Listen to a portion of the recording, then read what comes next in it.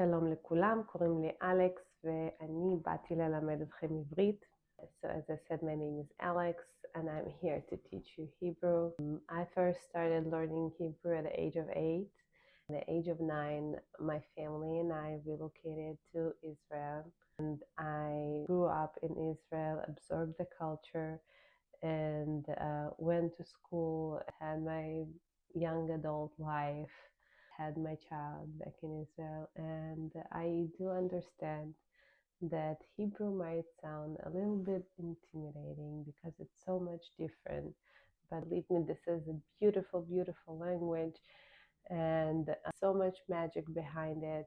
And I will be happy to guide you through and tell you all about the culture and about myself and about Israel and Judaism, and we'll speak about everything in Hebrew.